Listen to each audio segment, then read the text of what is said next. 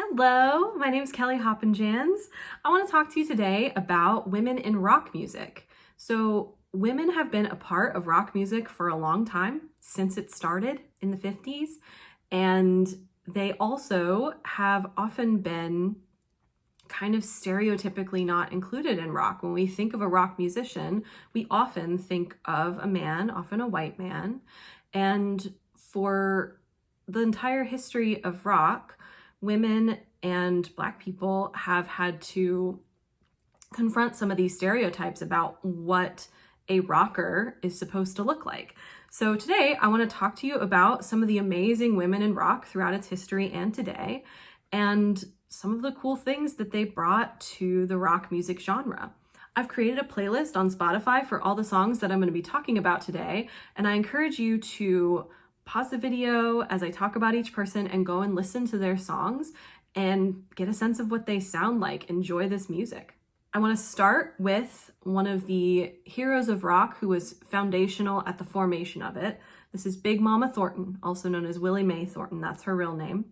So Big Mama Thornton was an R&B singer in the 50s, and R&B is a precursor to rock, but also kind of simultaneously existing with it. Rock as a category, rock and roll as a category, came about because people were interested in marketing R&B music, which was predominantly made by Black people, to a wider audience and a white audience. So at the time in the 50s, it was very segregated, and white people weren't listening to Black music as much. And people marketing rock music knew that they had a problem with that they wanted to market this great R&B music to a white audience. So essentially, they came up with a new name for it, and it was rock and roll. It's very, very similar sounding music, and there's a lot of crossover.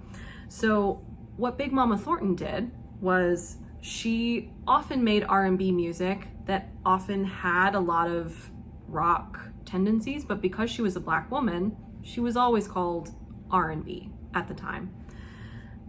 She recorded a song called Hound Dog that you may be more familiar with because of the Elvis Presley song Hound Dog.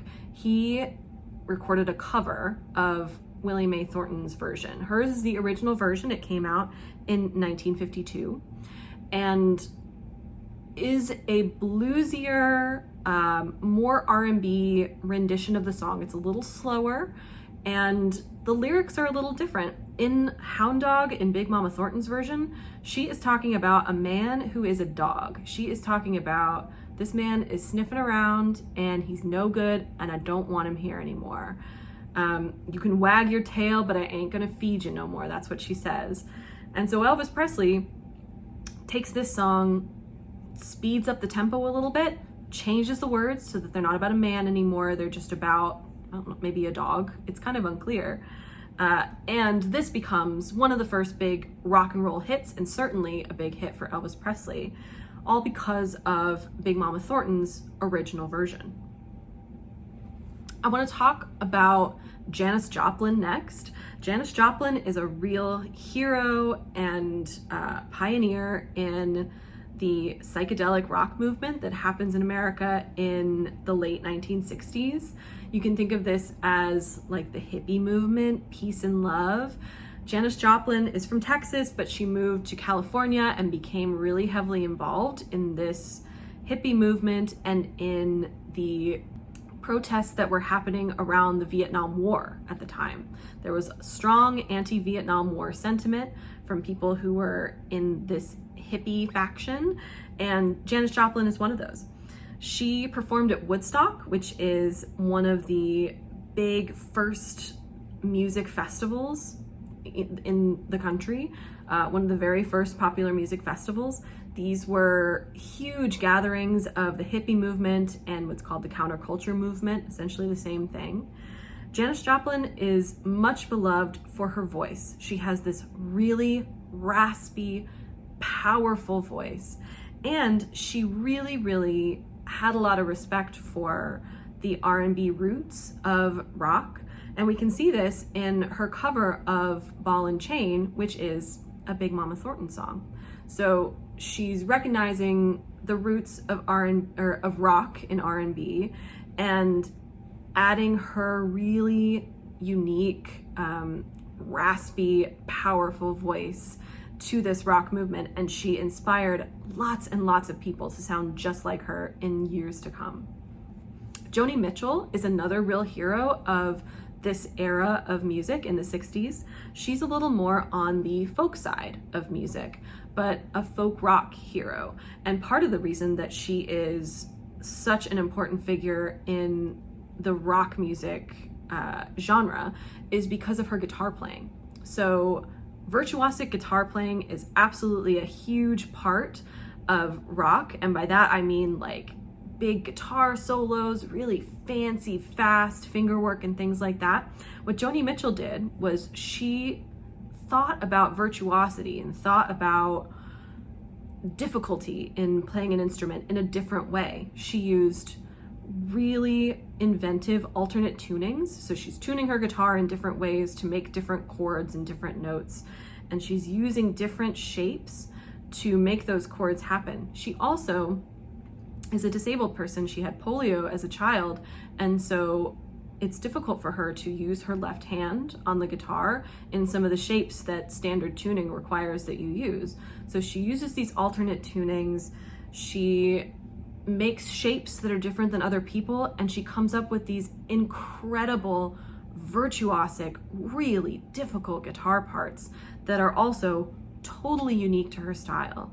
So virtuosity is a really important part of rock, but Joni Mitchell totally flips that around and approaches it from a really different perspective and a very inclusive of disability perspective. So in the 70s and 80s, there was this type of rock music known as punk rock, or the punk genre. What punk is this really fast and often kind of aggressive music. This is a music that was all about questioning the status quo and overthrowing it. So they were fed up with kind of the government and the way that things were. They felt kind of powerless. And so this music was like an effort to take some power back, to speak truth to power, often very political themes in their lyrics. It's a really powerful, revolutionary style of music. The problem with it is that often women weren't really allowed in it, or they weren't allowed to be a huge part of it. It is very much predominated by men. And women, often when they go to punk shows, would kind of have to stand in the back, and the men would be up front moshing, which is like dancing and kind of thrashing around with a lot of elbows. Women would be at the back of that often. So in the 90s, there was a movement starting in Washington, but then that radiated out from there, called Riot Grrrl. And so Riot Grrrl is spelled with Grrrl often, some variation of multiple R's. And Riot Grrrl was a movement all about centering women in punk and punk or alt style music. And their rallying cry was girls to the front. So they want the women and girls at the front of rock shows. And Riot Grrrl really was made by girls. These were young people. They were teenagers usually. Often punk musicians were teenagers and very young. And the Riot Grrrls were no exception. They're very young. They're singing about going to high school and people in their neighborhood, and they're singing about things that are true of their lives as kids. Sleater-Kinney is a great example of a Riot Grrrl band that is still around, still making music. Sleater-Kinney's original lineup was Corinne Tucker, Carrie Brownstein, and Janet Weiss, an all-female lineup. And a lot of their music centers on women's lives, women's empowerment. They have a song called I Want to Be Your Joey Ramone. Joey Ramone is a hero of punk band The Ramones. Lots and lots of people idolize Joey Ramone. And so what they're saying in this song when they say, I want to be your Joey Ramone, is that they want to be the rock hero that you idolize. They want to be what Joey Ramone was for them, they want to be that for you. I want to highlight that many of the women that we're talking about are singers or guitarists, but women can play all sorts of instruments in bands. I want to highlight a couple of women who are really outstanding instrumentalists in different bands. One is Meg White, who was a member of the White Stripes, a popular band in the early 2000s. And you might recognize their song Seven Nation Army from, every sporting event you've ever been to, probably. Really classic song. Meg White is an exceptional drummer, and that band was only made of 2 people, her and Jack White. And her drumming was a huge part of the success of that band. Seven Nation Army in particular is a classic riff and classic drum part that lots of people love to play. Another female instrumentalist I want to highlight is Tina Weymouth, who was the bassist for the band Talking Heads, very popular in the 80s, fronted by David Byrne. Everybody in this band was kind of like an art school type. Many of them met at art school, and Tina Weymouth is the only woman in the band. They were really big on MTV in the early days, have lots of great music videos, experimental music videos. Tina Weymouth's bass parts are such a huge part of the groove of Talking Heads. The groove is really, really important in this band. They were inspired by a lot of like funk and Afrobeat music, which is very groove oriented. And so her bass parts are often what is kind of driving the groove. And so when we listen to a song like Once in a Lifetime, Tina Weymouth's bass part was the first part that was written for that song. She started grooving on that, and the rest of the band built this song around that part. So now I want to talk about where rock music is today. Where are women in rock today? So thankfully, it is a different era in rock music where women are more welcome, though still sometimes women struggle in rock music settings. It's still a male-dominated field. However, there are more opportunities for women to get involved in rock music than ever, and many, many great female rock musicians today.